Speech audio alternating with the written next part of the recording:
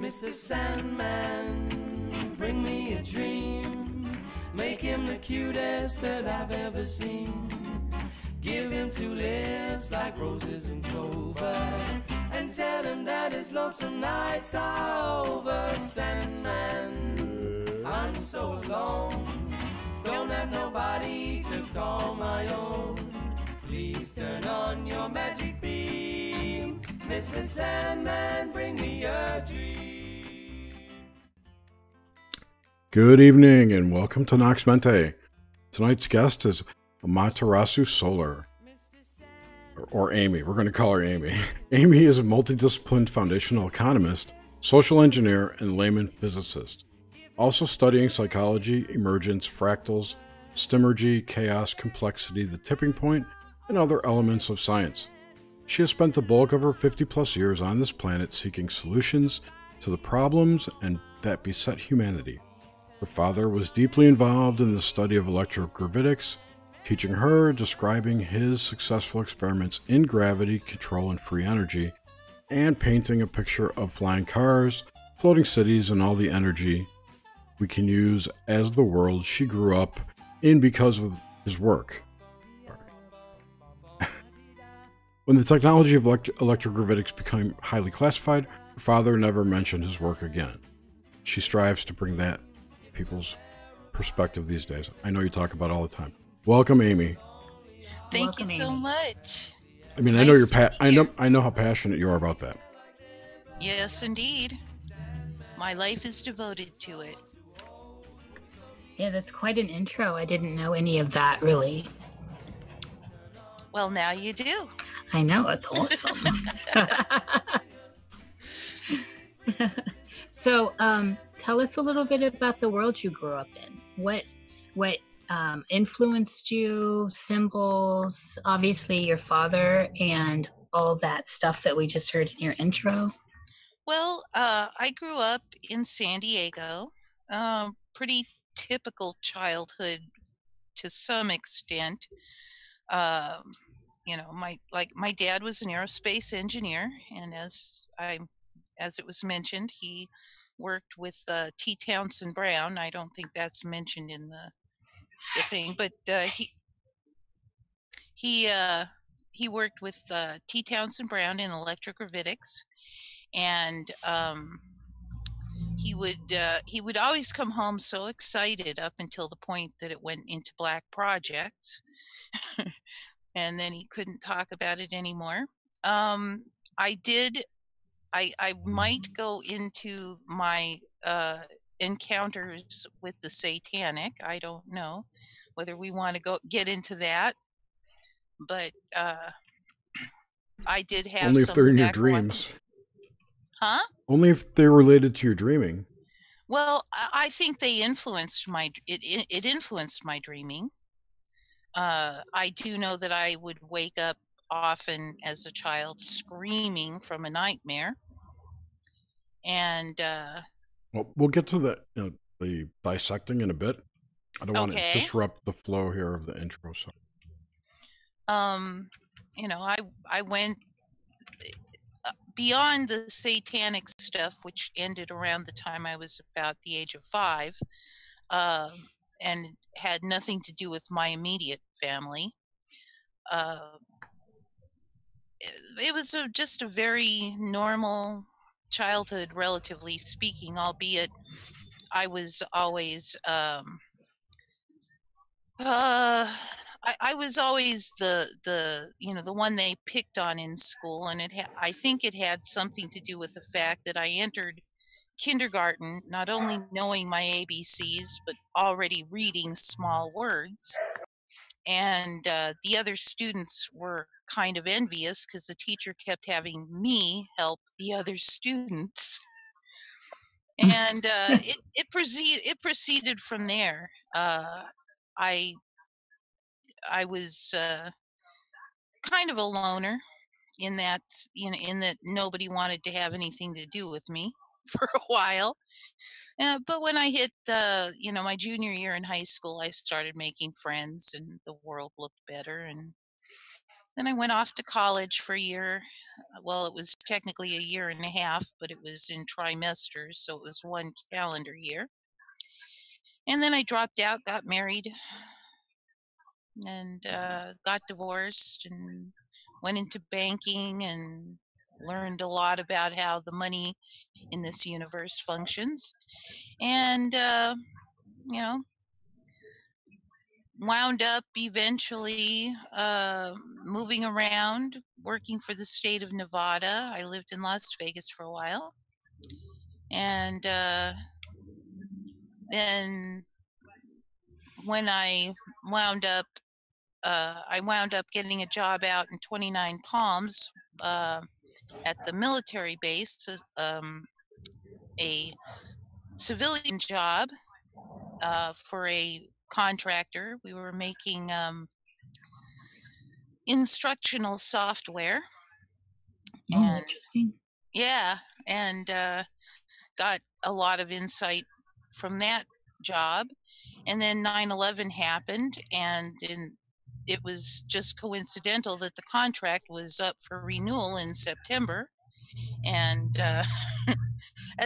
by the end of the month, even though it had looked really good before the 11th, they said, well, our priorities have changed and we're not renewing the contract. And I was out in the post 9/11 world with, I don't know if you recall, but there were no jobs to be had anywhere. Yeah, it was crazy. So moving back a bit further, when you were younger, were you a nature child? Were you more into being inside or in the city? Well, I liked to go camping a lot. I still do. But my home life was spent either at school or up in my room, mainly because my mom, who I never was really close to my mom, she decided that she didn't want to worry about me, so she wouldn't let me go over to anybody's house after school unless she knew the parents, and she would make zero effort to know anybody's parents.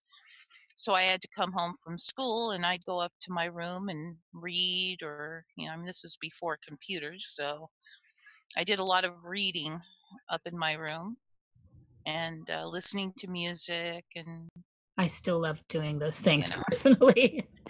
Well, were you actually reading, or was that a euphemism? No, I was actually reading. I started off reading. I don't know if you're familiar with the Dover reprint series of books. Yes, classic. Well, they did the colored fairy books from 19th century England. Okay, and I read those avidly. I think I read every single one of them several times through. And that's where I I learned how to spell reading those books, and then discovered that color is not spelt COULOR. Oh dear. I kept failing spelling tests, not because I had no clue, but because I learned the British way of spelling things. So I had to readjust myself. But those books, if anyone's familiar with them, they're not fairy tales written for children. They're not like the Disney crap and all of that. They were written for an adult audience. I loved all of the Dover stuff. So I never heard of those things. Oh, yeah, very few people have actually, but in the Midwest they were around. I think all my friends were familiar with Dover. Yeah, the colored fairy books were just fascinating, and they were basically direct reprints of what they'd set down in the 19th century. And let me tell you, not only did I learn my spelling, but I learned a lot of syntax that people would look at me very weirdly when I use, because that's how they spoke back then. And again, I had to sort of relearn English. Yes. Come back into the modern world you were in. Yep. So were you brought up with any religious stuff? Actually, no.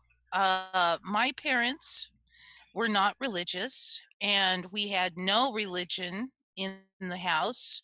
It wasn't like it was verboten. We would talk about this religion believes this, that religion believes that, but there was no we believe this. It was entirely left up to me to find my spiritual path. I think that's such a gift from parents when it can be like that, especially academically, where you can talk about it. Yep. I agree. I feel ever so blessed for not being pushed into any one direction, because it's allowed me to look at all of the religious works on an equal footing. Yeah, without baggage or rebellion or any of that. Exactly. I could in that way you're open. Yep. Absolutely. What sign are you, Amy? Aquarius. Aquarian. Okay, so this is one of our fun questions. Have you done psychedelics? Yes, I have. You mind sharing a little of that with us? Oh, not a problem. I did LSD about 4 times, and in fact, one time was in the several times were at science fiction conventions, and I was with George Clayton Johnson. I don't know if you know who he is, but he wrote Logan's Run. Okay, so I know Logan's Run. I wouldn't know who the writer is. George Clayton Johnson. It's like the third time that Logan's Run has come up in the show. Really? Yeah, wow. Really. Yeah. It's a repeated theme. Might be fourth, actually.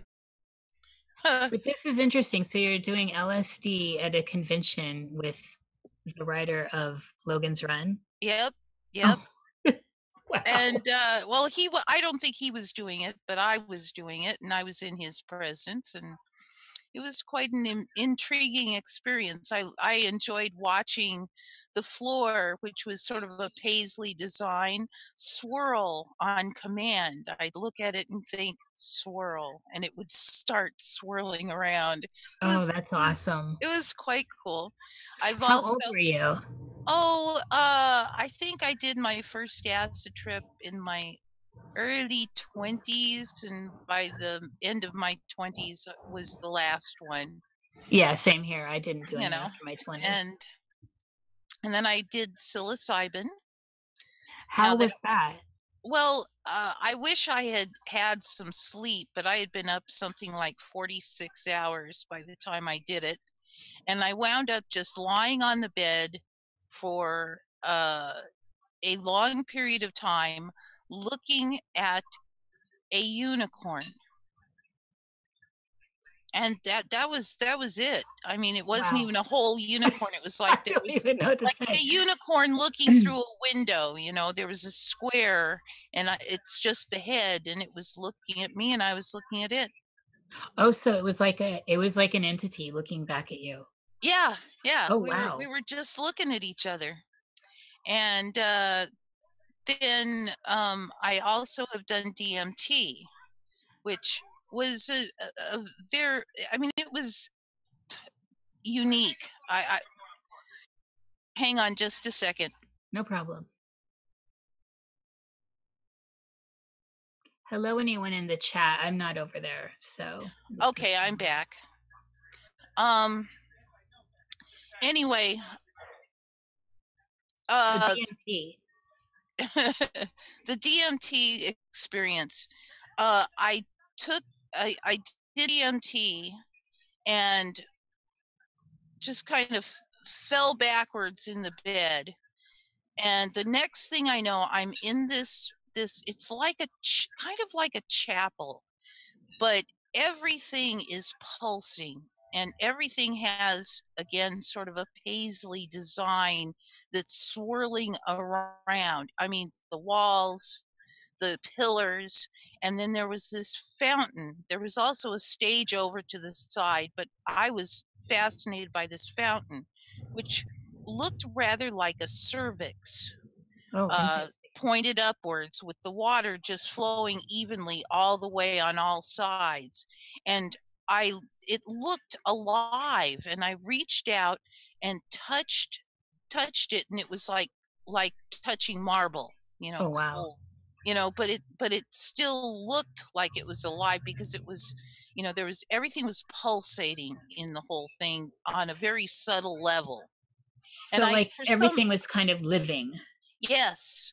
And for some reason, I had the distinct feeling I really wasn't supposed to be there. And if anybody caught me there, because I was all alone, if anyone caught me there, then it might be problematic.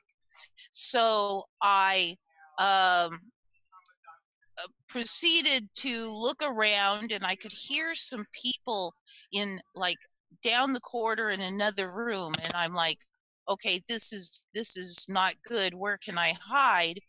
And I went over to the stage area, sort of like an altar area, and started looking around. And then all of a sudden, I felt myself being pulled back into my body. Oh, wow. And I remember when I was coming back, I had a daughter who was at the time about 3 years old. And she, I remember crying out as I was being pulled back, "Lily, where are you? Lily, where are you?" And then I was back in my body and realized where I was, and I knew she was in the next room. And I'm like, okay, I'm all good now. Oh, yeah, of course. And that was the DMT trip.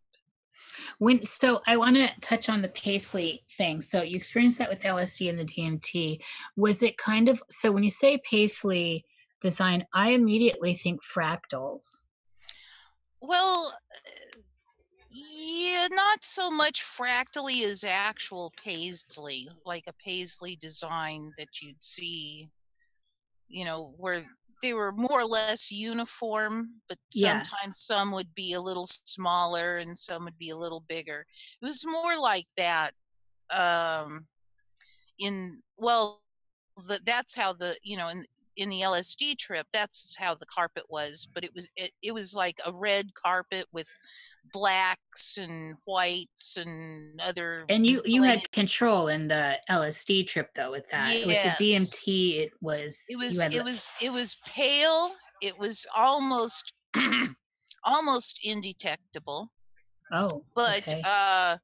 It moved enough that I could make out what it was, and it was mainly in purples and light blues and pale greens and it sounds gorgeous. Oh, it was beautiful. It was beautiful, and it was so peaceful there, even though I knew I wasn't supposed to be there.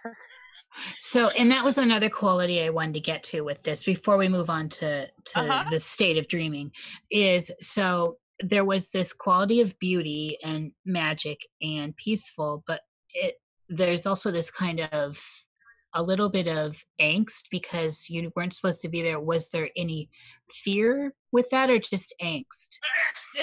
Sort of angst.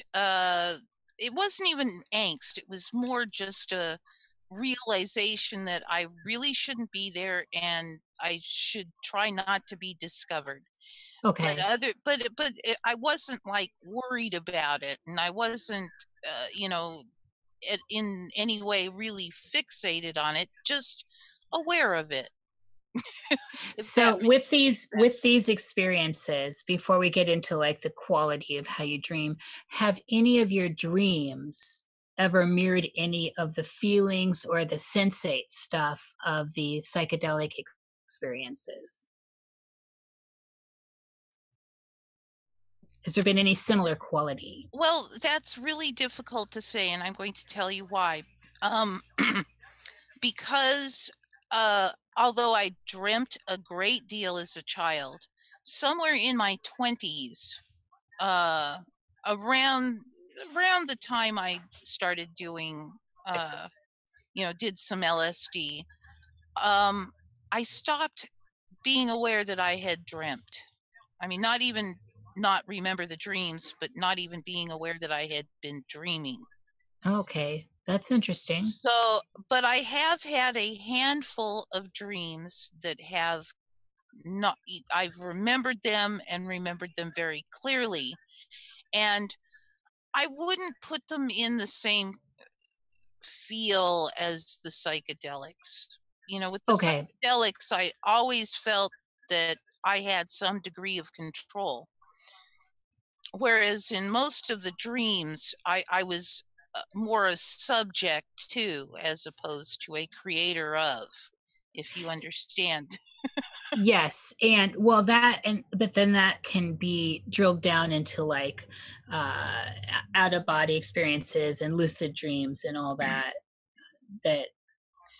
See, now I have had some occasions where I have realized I was dreaming in a dream, and immediately I start cresting consciousness, and every single time it's like, no, let me please let me oh darn. I know that does happen every single time, and it's only been about, I'd say, 5-6 times in my life that's ever happened to me.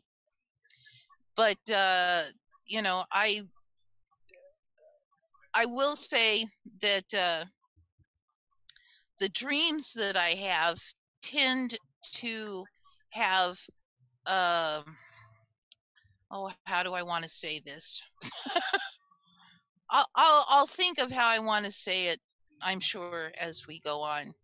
So let's come back to the kind of the beginning of the dream stuff then. So give us an idea of generally how you dream. The general idea, like the quality of the dream, black and white, color, sounds. Oh, your definitely dream world. Color, sound, depth, things do tend to shift. Like I might be walking along and then suddenly discover, oh, I'm flying, or something on that order. There's a lot of weird shifts like that, but I can hear things, I can feel things. I don't know whether I can taste things, because I don't recall a dream where I tried to eat anything. I did have one dream where I refused to eat something, though.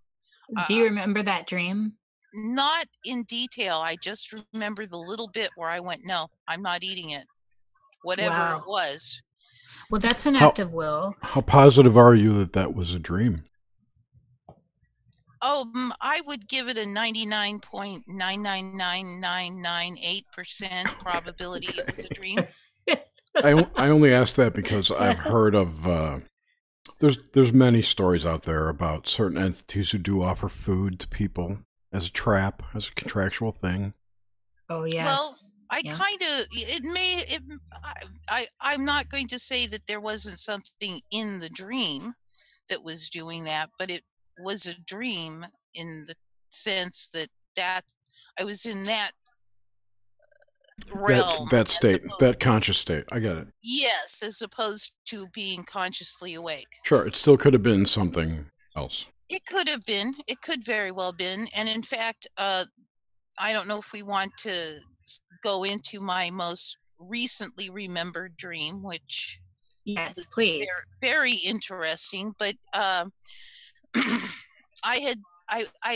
was at this really beautiful little place that had like a garden and everything, and for some reason, I don't remember why, I was going to be staying the night, and I was given this room that was sort of up this set of stairs, and then it had like a window that opened out looked out over the garden, but there were no curtains. And it was like, I really didn't want to do things like get undressed for bed, and that sort of thing, with these windows wide open. So I'm busy trying to find something to cover the windows with. And I see this person. I'm not sure if I really knew who this person was. Maybe it was the person whose place it was that I was staying. I'm not really sure. But I see them down in the garden. And then I know that they're coming up the stairs. And they came into my room, this guy, and he looks at me. And I realized that he was not up to any kind of good. And he came up to me and he kept he put his arms like bear hug around me with my arms pressed to my side. And I'm sure we had some conversation, but I don't recall what it was. I just remember that I went, "Let me go." And I woke up, and the first, last, and only time in my life I had an experience at that point that I can't explain it, but I opened my eyes, and crawling on the ground was like, when ants find like food and there's gazillions of them running along in lines to the food. Well, that's what it looked like, running on and off my bed. And I've never seen anything that wasn't there before, ever in my life. And I'm looking at those ants going, what is that?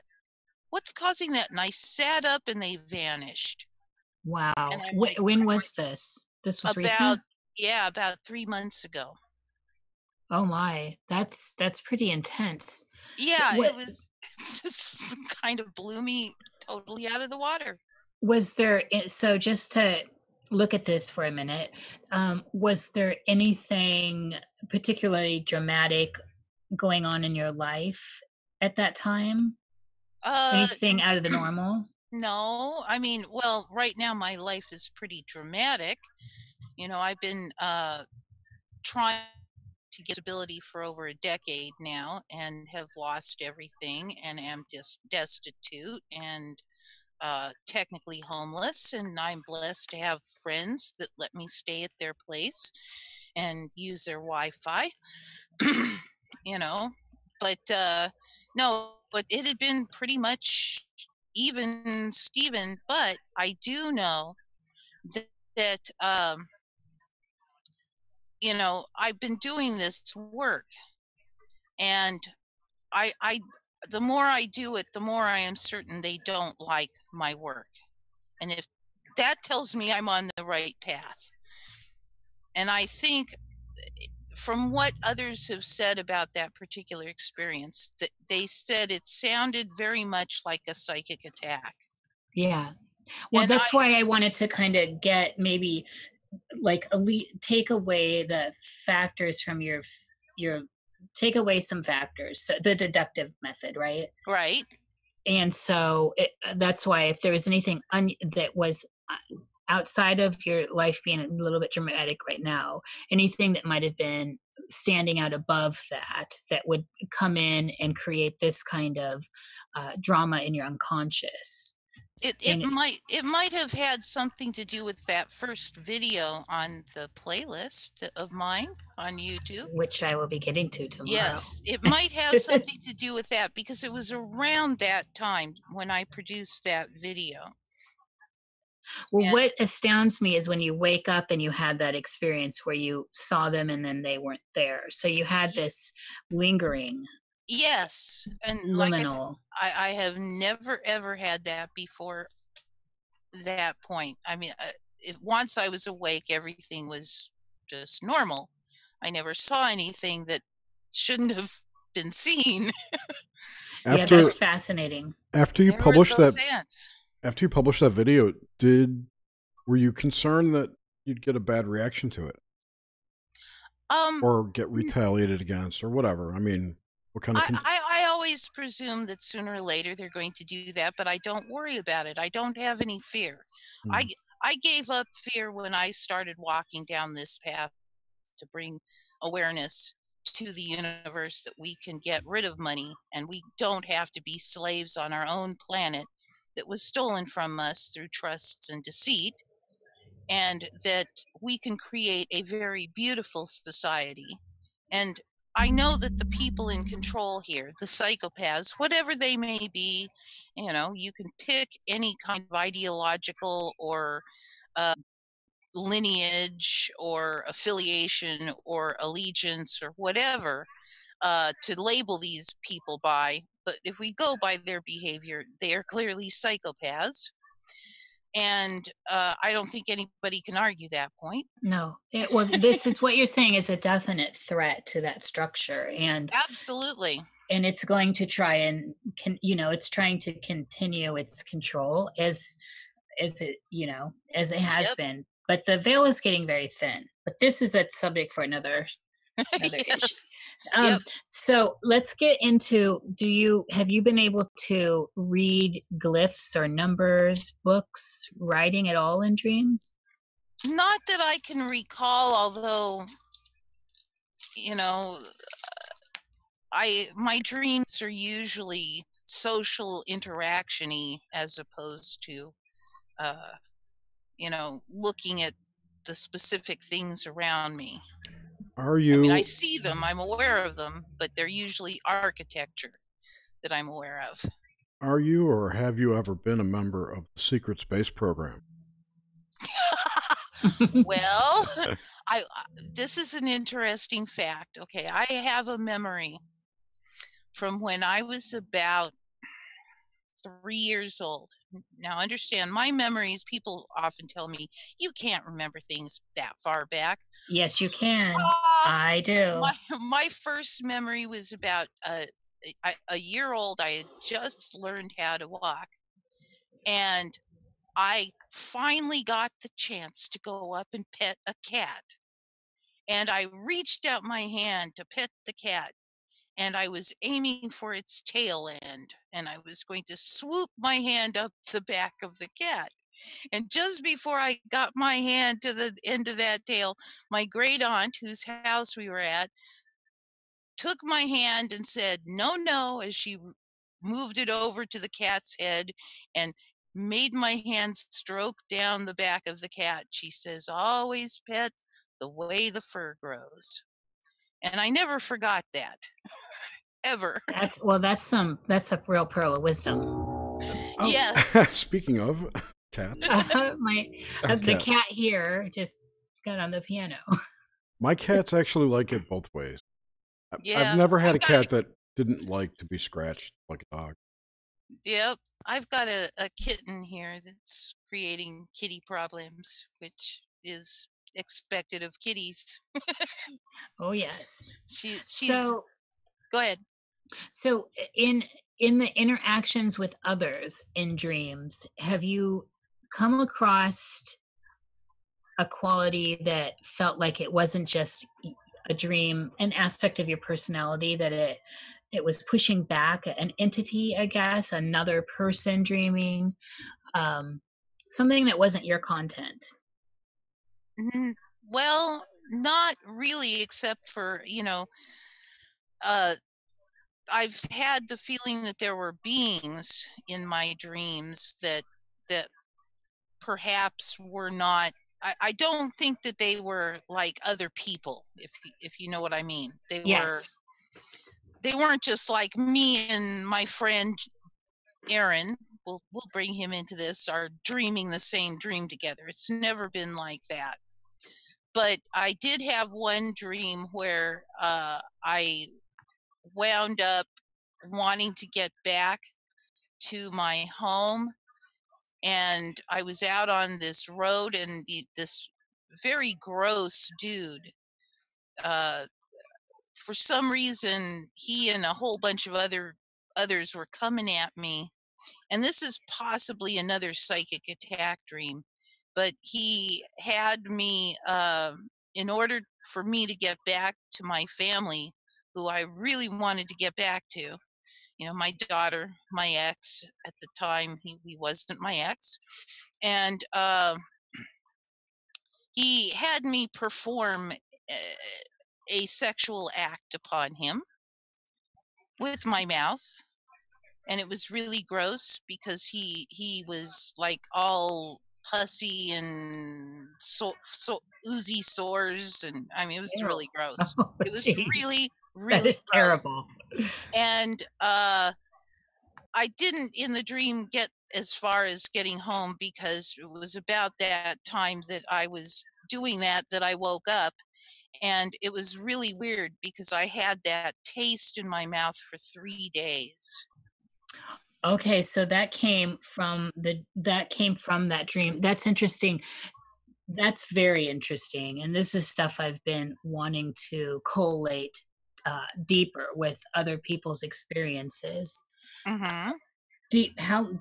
So how old were you around that? Do you remember?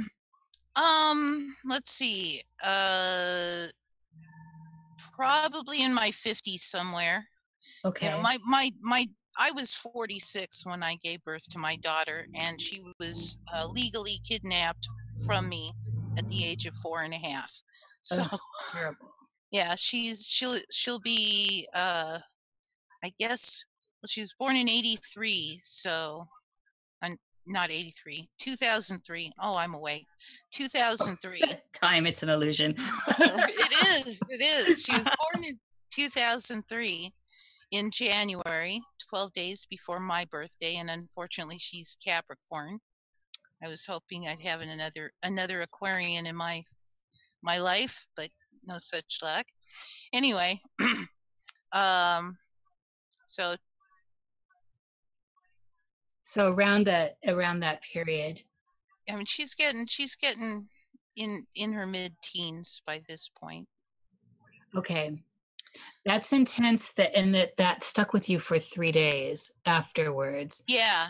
Were you able to, so how did you reconcile this experience in the end? Well, I don't know. What do you mean by reconcile? I just went, that's weird. Right. That's, I mean, by mentally putting, like, so you have this intense dream, and it's, it seems like it's a being or something other. It's not part of your dream content. And then you come back from that state of consciousness and it sticks with you for days. That's, that's rather profound. Yeah. Just the flavor, the taste. It was just kind of disgusting. And I don't know. I guess because I have a tendency to just accept things as I find them, in a sense. I just kept thinking that's really, really weird. Yeah. And that was basically it. I don't know that it emotionally impacted me in any way particularly, except that I remembered the dream, which, like I said, for me, ever since I was in my early 20s, is unusual. Yes. Well, it does kind of sound like, archontic in a way, for lack of a better term. Right. And I think everyone's familiar with that. Yep. Do you feel like you've had downloaded information ever? I'm not sure how I would tell the difference between downloading information and just having a skill of putting data together. Okay, so like you've been in that altered state of dream, and you wake up and you feel like you've either learned something or you have to go on a task. You've brought something back intellectually that needs to. I see what you're asking. Yeah. Not really. Most of my dreams have been, I wake up and go, depending on the dream, and as a child, most of them were, oh, thank God that's over. It's not real. Oh my God. It's not real. Oh, what a relief. I just had one of those the other night. But, no,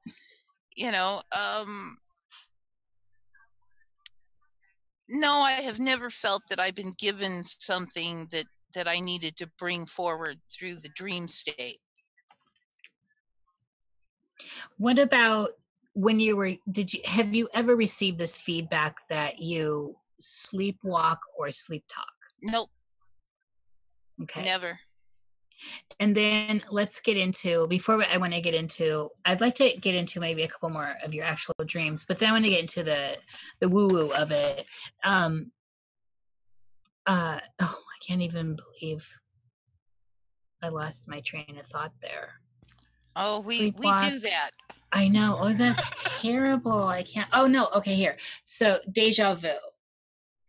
Do you experience them? What are they like for you? And are they comparable to other? Are you able to locate why you're having it? Okay. I have had deja vu. I would say it's a rarity in my life. And when it's happened, it's again just like, ooh, that's weird. Yeah. But yeah. No, I've never really felt that it was for any kind of reason. You know, it was just, okay, that's weird. And I go on. Like I said, so they're just like an anomaly. You let it go. I'm Yep. so intrigued by them. I try to push into them.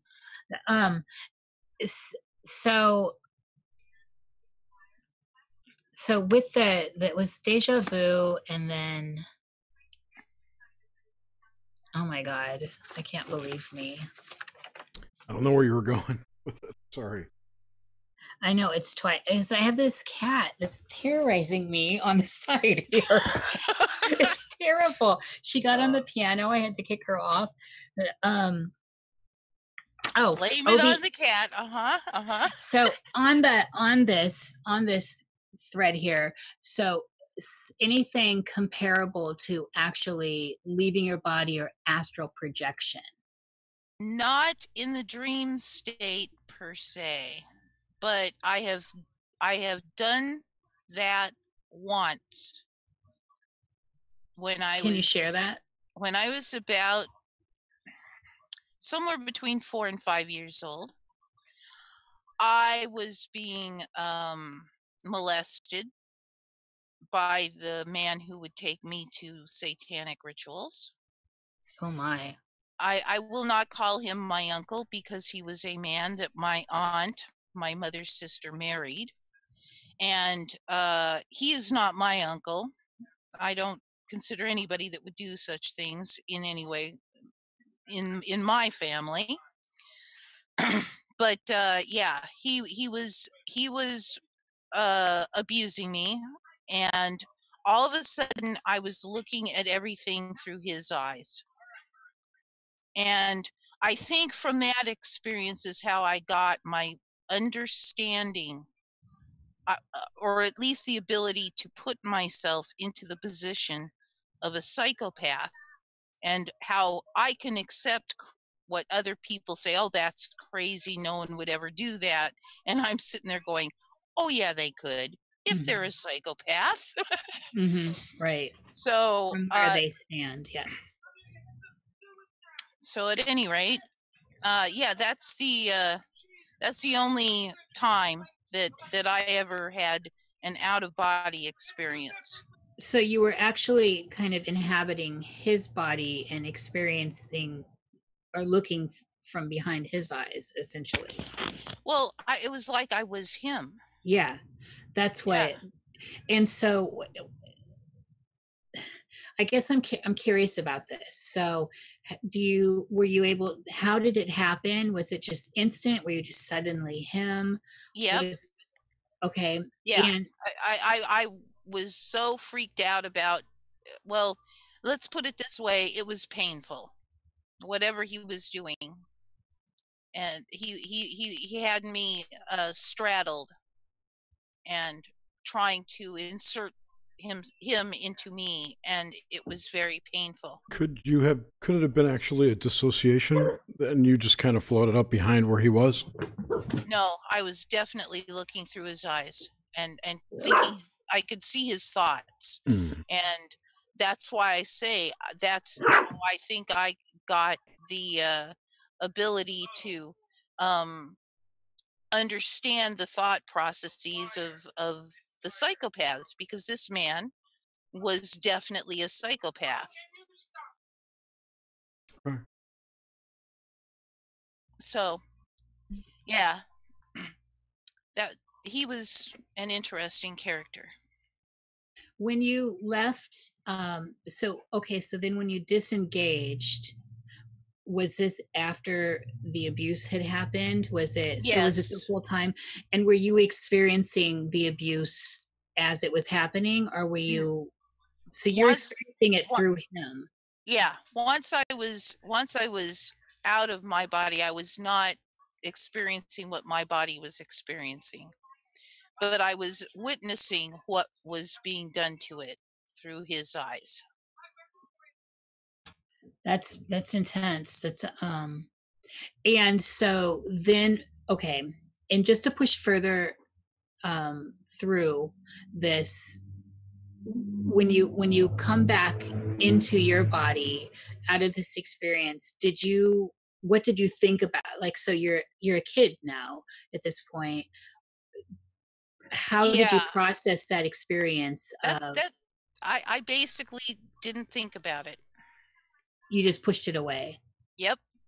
Yeah, And in which fact, is a natural a lot of the memories of the abuse and such that I went through as a child was pretty well buried for quite some time, although I had little snippets here and there of a number of things that I couldn't explain, like, where did that memory come from? And it, when my grandmother died, I started remembering being sexually abused by the man. And it was at one point, and this was after my father passed, that I read a bit of, I've always, for some reason, I was always interested in finding out what I could about Satanism. Well, I understand now why, but at the time I didn't know why I was so fascinated by it. And so I'd read everything I could get my hands on about it. And I hit this paragraph in one of these things I was reading that said that Satanists sometimes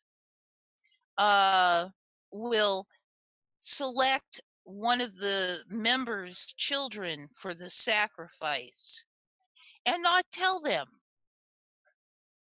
And all of a sudden, the first thing that happened was I heard this absolutely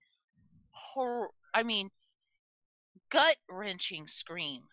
I mean, and I suddenly saw I was no longer, sitting there reading. I was in this moment, and I was dressed in a robe, and there's this woman, she had blonde hair, and she's screaming, and I'm looking over, realizing I had been daydreaming and not paying attention to what was going on. And I look up and I see my friend, who I knew through, I knew her through these rituals. We met each other at a number of other ones.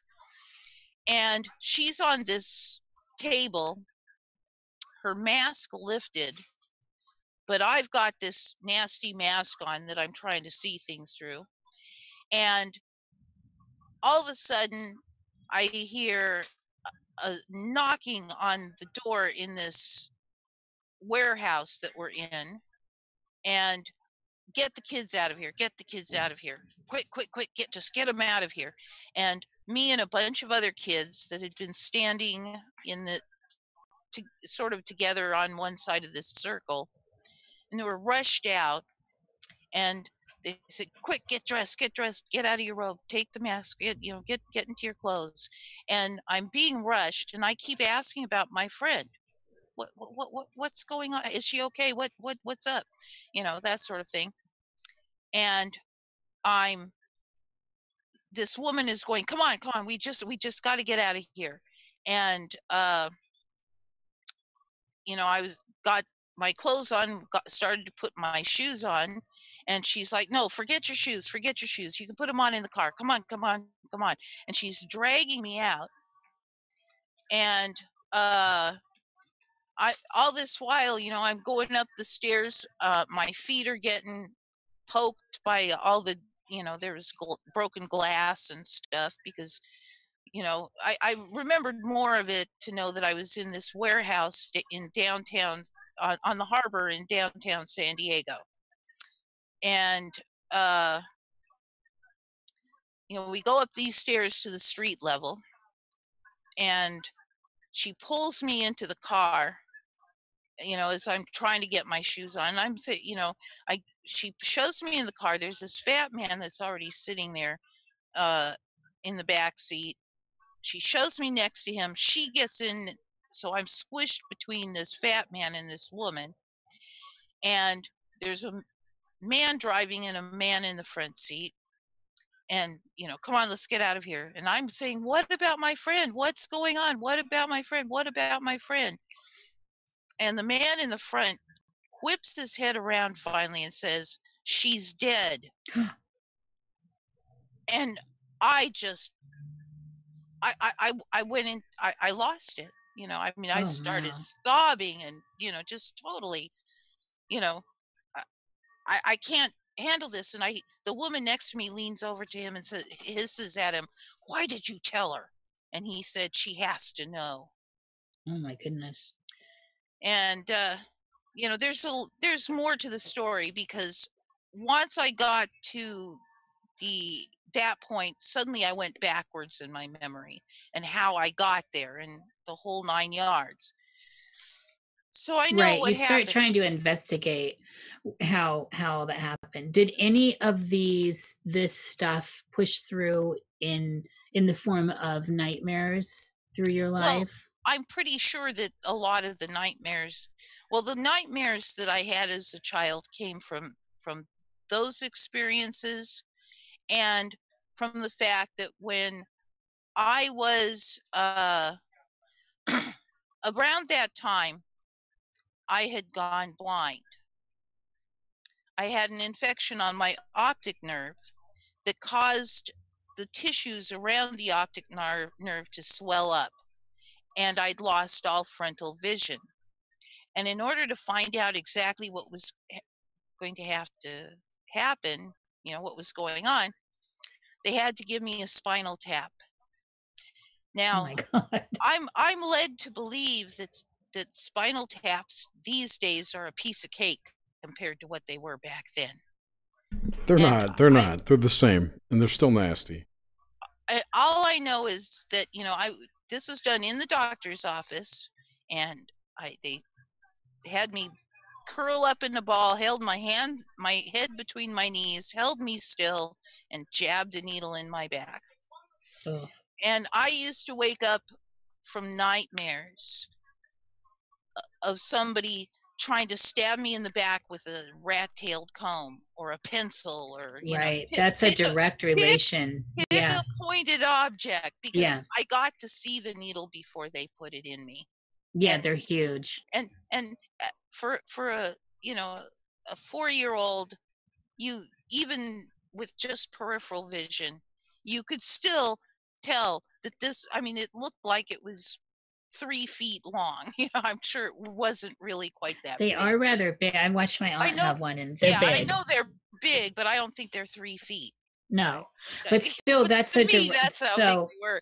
So, but when I was about 12, I suddenly made the connection between the nightmares and the spinal tap, and from that moment on, I never had another one of those nightmares ever. That's amazing. And that's like that recognition of the symbol and then placing it into your life. Yeah. So it's like you became free of that. Mm-hmm. It's like a key. You unlocked it, the riddle of it. Yep. That's great. Wow, Amy, I can't believe you left me speechless in this interview a few times in this chat. I wanna get to a little bit of the woo. All right. I want to, so what do you think about these different states of consciousness? So what are dreams? What do you think dreaming is? What is its function? What is it? Is it tangible in any real way? You know, I've never been able to answer that question to my satisfaction. And long ago, I went, well, it is what it is. And that's where I've left it pretty much all my life. I really don't know.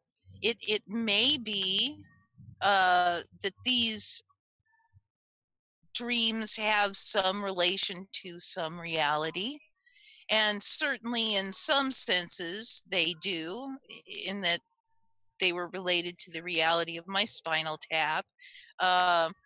You know, and like I said, I think that they are used as an avenue for psychic attack based on the two particular, the first one, by the way, where I had to do the sexual act. That one was before the ants. Oh yeah, the ants was more recent. Yeah, the ants was very recent. Yeah. But the other one happened right about the time I first started putting out the abundance paradigm material on abovetopsecret.com, which of course, if you know anything, and I didn't at the time know this, it's a CIA operation. Yeah.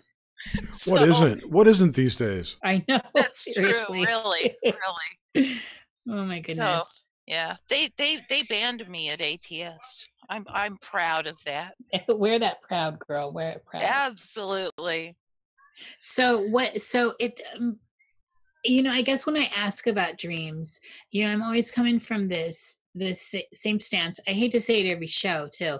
It's like, but for me, as soon as the day is over and it's into the realm of memory, it's no more tangible to me than the dream I had yesterday. And sometimes the dreams I had last night or 2 nights ago or 10 years ago are way more vivid and have stuck with me than any of the mundane stuff that goes on in my waking life.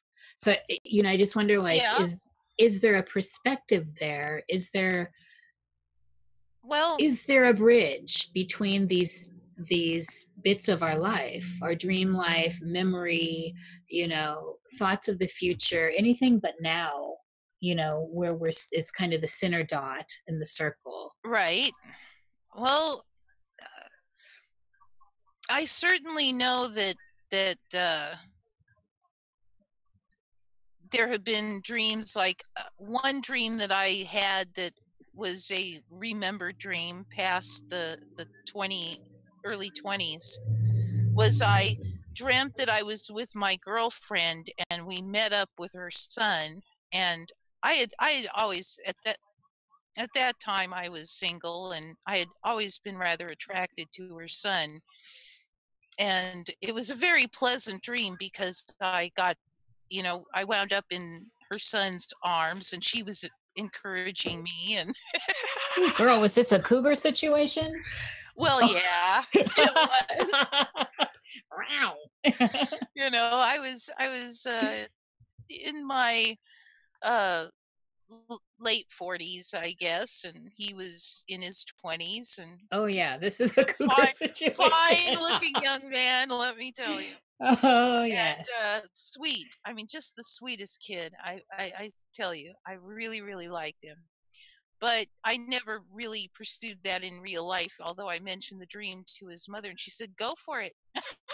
And I said, "Well, I think he has some say in this." I don't think he's all that thrilled at the thought of a a middle-aged woman. I love that though in the dream. Have you had any dreams that were some people call it dreaming true, but or prophetic, where they came to pass? Not that I'm aware of, and I keep hoping. Yes. If I've had those dreams, I don't remember them, which hardly, it sort of defeats the purpose, right? You think? Well, I don't know. Not necessarily. I will say this. I've certainly had a feeling all my life that there was something very important that I was going to do. And you know, most of my life, I kept looking at that feeling going, but yeah, but what? You know, I mean, there was a teller, you know, what fantastic thing am I going to be doing as a teller, you know?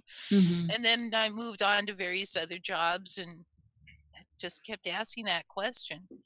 And, you know, it was when all of my research, because see, I started the one big perhaps difference, I don't know, maybe many other people go through this in their childhood, but I always felt something wasn't right.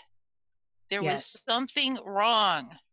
Yes. You know, I'd look at all this money they were collecting in taxes, and then Yes. looking at them saying, we don't have enough money to pay to take care of these poor people. And I'm Yes. like, why? Why? And then, of course, you learn, well, first of all, over 50% of the budget, well, these days Yeah, you start it was learning all less that. back then, but a huge chunk is going to kill people or figuring out ways to threaten people with death or, you know, or Right. Well, paying I call it, it's about. like when you start seeing that we are kind of really slaves, you know, I mean, and Yes. created by the monetary system. Yes. And so that's a process to get to. Some people don't ever get there. No, they, you know, they have been indoctrinated into the idea that working hard is a virtue. You know, so what if you get paid peanuts and your life is sucky while the guy you're enriching is sitting there sipping wine on the Riviera, you know? It's like, Yeah, or even something as simple as saying I want to opt out and just go it on my own. The hand of Big Brother is not going to let you do that. There's nowhere to go except for to jail. And well, yeah.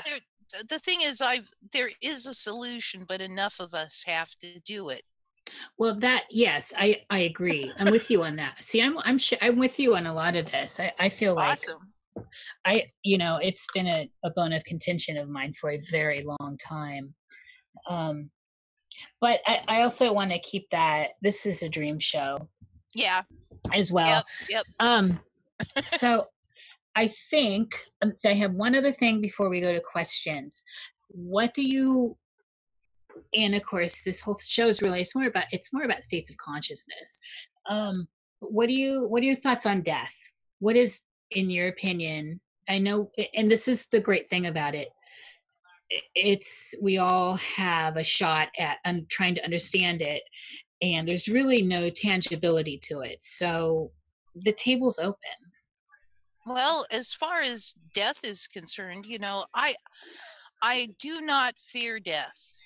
In fact, there have been times that I've thought I was going to die, and it's always been it's been fun. Yeah. Onwards and forwards. I had a spiritual experience about, it's probably getting on towards 6-7 years ago now. I'm not really sure exactly how long ago it was, but I was doing something normal every day. I don't remember what it was. Everybody's like, you don't remember what you were doing? No, I don't. I have no clue what I was doing. But suddenly I was everything. And I mean the infinite universe in 3 dimensions, the infinite amount of time in all directions, the every subatomic particle, every person, every being, every critter, every rock, every planet, every sun, everything. And at the same time, simultaneously, I had no time, no dimension. It was like, I don't know. There's really no way to describe it fully in words. It reminds me of a line from the wonderful, pretty much kind of autobiography of a breakdown from Hermann Hesse called Steppenwolf, where one of the characters in the Magic Theater, the mind says, there's only enough time in eternity for a joke.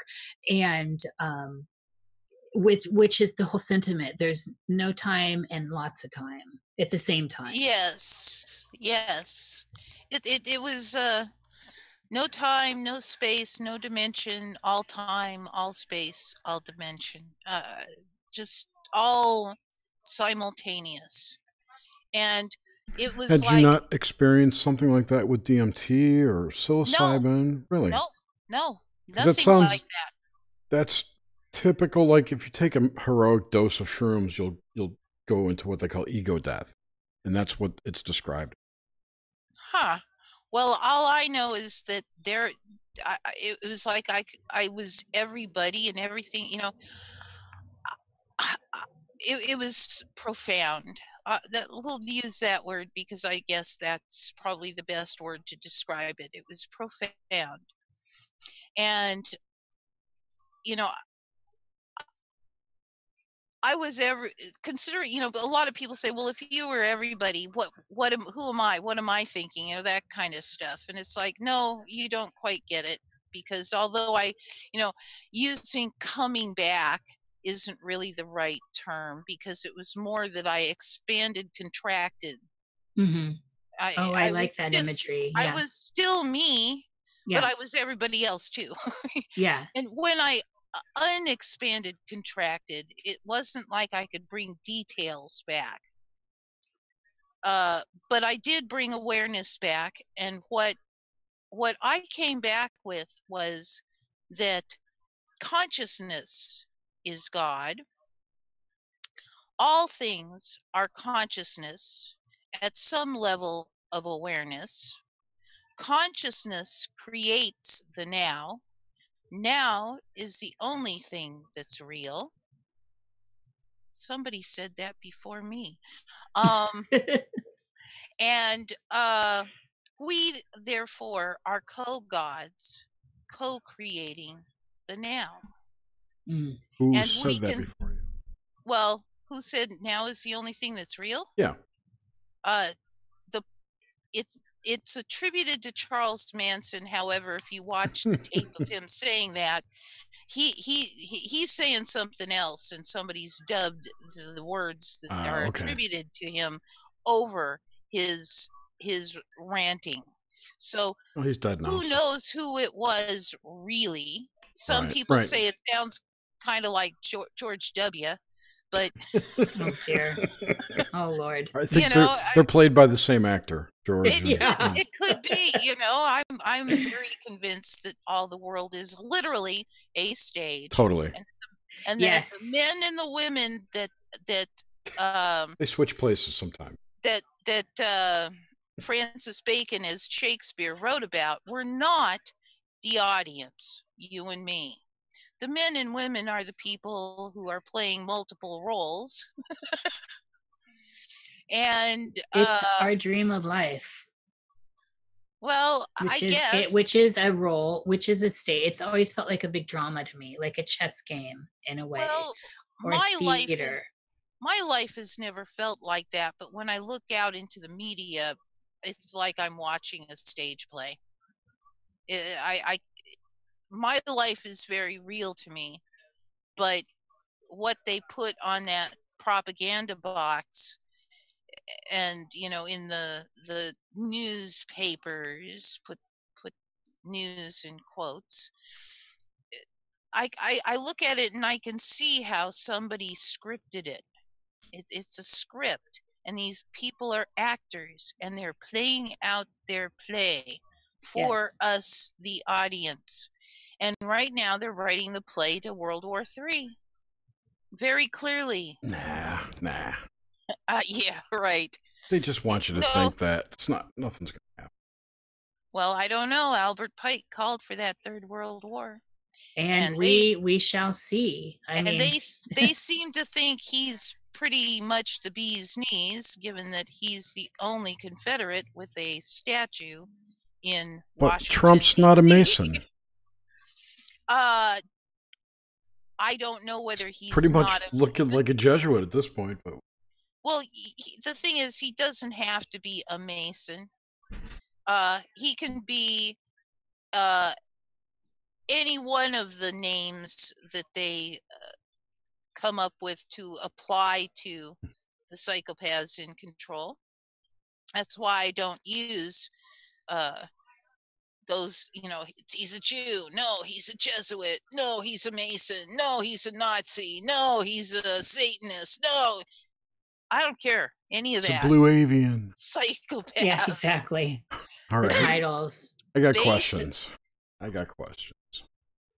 When you're ready. Go for it. All right. So let's see. Darcy. Hello, Darcy. How are you? Hi, Darcy. Darcy has asked, were your parents in the military or esteemed in community, university, or laboratory?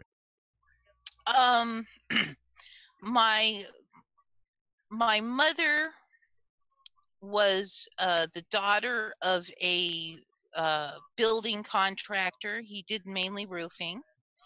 My father's parents were professors of mathematics in Illinois. I can't recall offhand what university they were at, but they were teachers.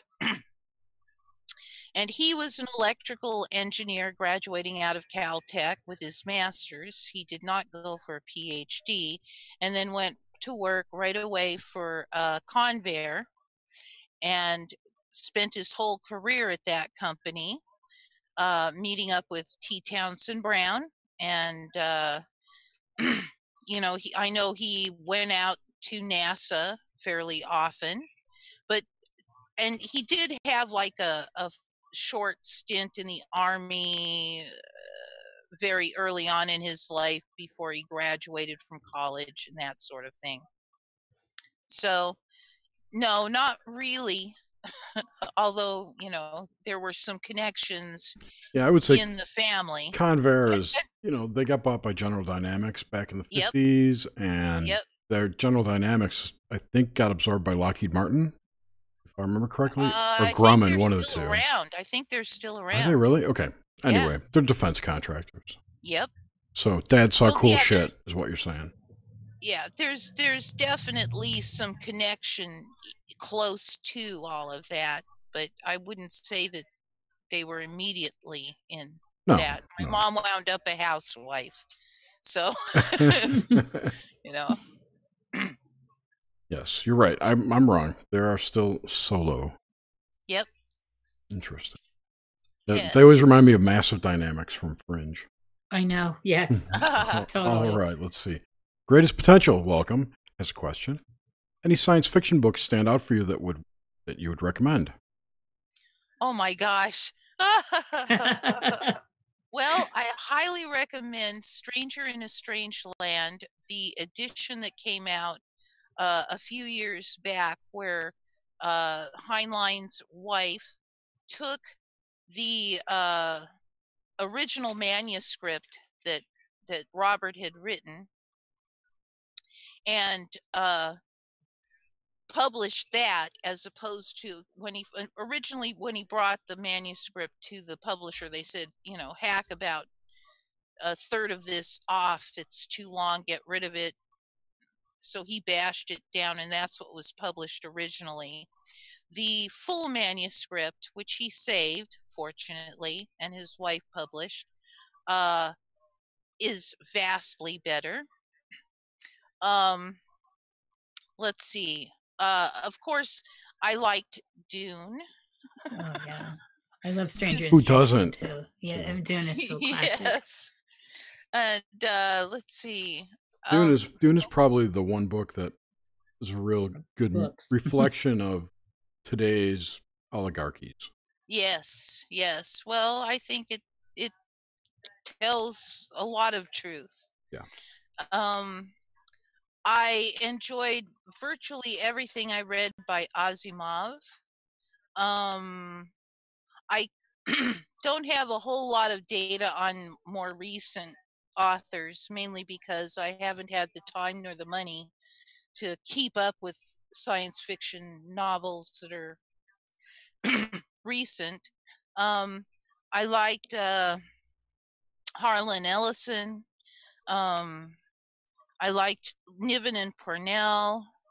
By the way, I almost got to take Jerry Purnell for a motorcycle ride. Well, well, I used to ride a motorcycle, and that adds to your awesome factor. One of the first books I ever read by them was Lucifer's Hammer. Yes, that's a good book. It is a really good book. I liked Mote and God's Eye.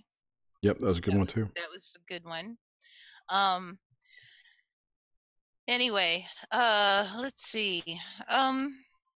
Oh, I'm sure that when we're done here, all kinds of titles will pop into my head, and I'll go, "Oh, I should have said, and I should have said, and I should have said." Just go ahead and put them in the comments later, and I'm sure everyone can come back.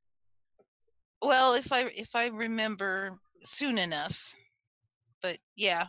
Okay. Oh, in the comments on the vid. Yeah, I can do that. Yeah. Okay, got it. I was thinking in the chat. No. Okay. Okay. Darcy's at it again with this question. Who did you first find or hear that gave you hope to start researching? I'm not sure I'm understanding that question fully. Like, what led you down this path? Oh, well, it was the awareness that we had the ability to draw energy from the ether through electrogravitics. Yes. The awareness that there was something wrong in the world. The education I got in economics through working in the banking system, and self-education in that, and the key was when I read Entropy by Jeremy Rifkin, and it suddenly clicked on me that all we're doing with money is accounting for our human energy added into a system that accounts for our human energy added. And I'm like, oh, let me see, free energy, human energy. If we add free energy, that makes accounting for human energy, especially with robots now, much like accounting for grains of sand, kind of pointless. Yeah. And it was always pointless. But I've been on this path my whole life. I will say that right now, because it took me many years to try to figure out why things weren't right. Why they were so wrong. It's hard to find out. Yes, you've got to get past an awful lot of indoctrination. Yes. Oh man, definitely. It's a labyrinth of indoctrination. It's definitely a labyrinth. I think the thing that has been to my greatest advantage was what my father taught me. I loved my father tremendously. He helped me greatly. But what he taught me was, he said to me fairly early on in my life, never believe anything. Ever, ever, ever. Give probabilities to things you hear and adjust them as you get new data. I think that's powerful. My mother gave that, not in those words, but basically that same message to me as well. And what a gift your father was. I'm very blessed to have had him as my father. And what it has allowed me to do is never become fully emotionally attached to any idea. Yeah. Because I've only given it a probability. I haven't said, oh, I believe that. That must be true. I've always kept that, well, there is some small probability it isn't. And conviction is a weird thing, isn't it? It's like a trap. Yes. And it's filtered, but it's like sunglasses that get attached to your eyes. Yeah, right. Everything you see is filtered by this new belief. Like, oh. Yep. Well, one of the other things that he added to that was to when evaluating the new data, ask yourself, does that explain what I see? Yes. And then give that higher probability if it explains what you see than if it doesn't explain what you see. See, well, this is already, you come into the world and a parent, or someone that's there helping you as a person that's young in your vessel, is saying question reality, question things around you.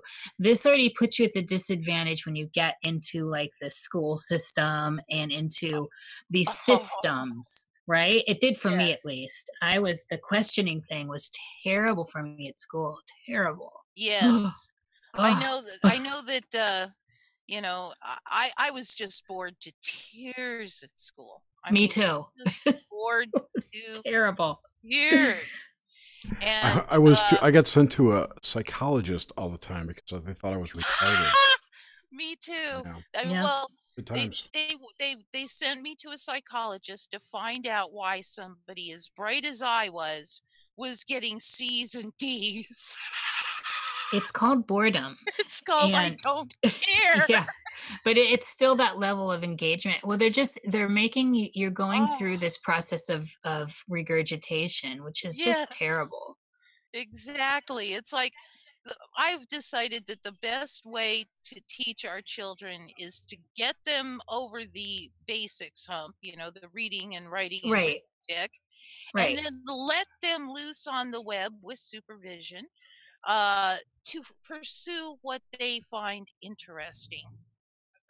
Because I'm going to tell you something, when you are studying something you're interested in, you learn it just orders of magnitude better than when you're trying to poke shit you don't care about. Excuse my French. Well, but look at how that actually leads to other avenues. So you're interested in this, and you get to a place where you're like, well, this ties into this that I'm interested in, and it turns into like a synapses in your brain where it's got all these magnetic lines coming from somewhere, the eternal rabbit holes of interest. Yep. Well, I do know that I didn't really start learning anything until the web. And oh my gosh, suddenly I could look up anything that interested me. And I'm like, oh, awesome. Yeah, I'm a lover of the web as well. But I'm a spider. It's as long as it's a free web. Yeah, of course. Absolutely. And of course you have to use your discernment, gee, that might not really be true. Does it explain what I see? Right. Well, you go back to that basic principle, right? Question and stay open. Absolutely. Any other questions? No, that's it. Wow. I'm looking through now too. Did I miss one? Did you get this one from Darcy? Who was in her family? She felt safe. Who in your family do you feel saved you or loved you most? Oh, my dad. Yeah. I think that is so obvious. My dad. My mom just, she treated me like a problem child. And I think maybe I understand kind of why. I do know that when I was an infant, as my mother put it, it wasn't quite true, but she'd say, when you came out of the womb, the doctor slapped you on the butt, you started crying, and you haven't stopped since. But I did. I cried. Geez. I cried just constantly as an infant to the point where I herniated my belly button. Oh my God. Amy, jeez. Oh, I was not happy to arrive here, apparently. I don't know. Yeah, I wasn't either. I stayed late. I stayed in the womb as long as I could. Oh, I seemed to come out about as expected, but I did. I cried and I cried and I cried to the point where they put both me and my father on phenobarbital because he couldn't take it. I mean, it was seriously that intense. Yeah. I can relate to a lot of what you're saying. This is, I think, this is, I think we got all the questions covered. This was a Yeah, fantastic thank you so conversation, much. Amy. Oh, well, hey, thank you. I've seriously enjoyed it. This was super Thanks. easy. You just kept going. Everything was very fascinating. There's a lot to chew on here with what you've gone through. Thank you so much. Thank you. And thank you, everyone, for listening and tuning in. Yes, thank you, everybody that's peeked in and listened. I appreciate your presence. And be sure to check out to our audience, Amy's show and Aaron's show. I'll put a link in the show notes. Also, this Saturday we have a special show at 6:00 with Red Pill Junkie. And next, is that 6:00 my time? Eastern. It's 3:00 Eastern, your time. So 3 mine. Okay. And yeah, I should know this. grown up suck, Darcy. I agree. And next week we have Robert Stanley. That should be pretty interesting. Oh, yay! Yay! So anyway, thank you all for watching, listening, and take care. I'll see you next week or Saturday. Goodbye, everyone. Bye.